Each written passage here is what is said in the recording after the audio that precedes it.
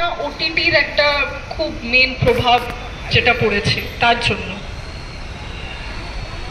আদপে এই মুহূর্তে কলকাতা বা তথা পশ্চিমবঙ্গে মানুষজনের হলে গিয়ে সিনেমা দেখার অভ্যেসটা ক্রমশ কমে আসছে।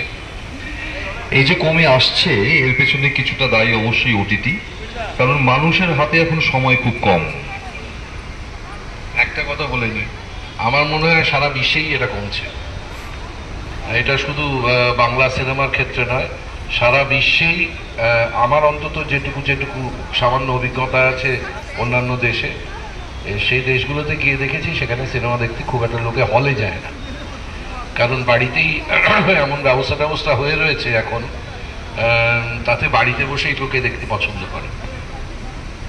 আপনারা খেয়াল করে দেখবেন সোশ্যাল মিডিয়াগুলোতে যে ভিডিওগুলো আপলোড হয় সেই ভিডিওগুলো না 3টে সেগমেন্ট দেওয়া আছে, 30 সেকেন্ড, 60 সেকেন্ড, 90 সেকেন্ড।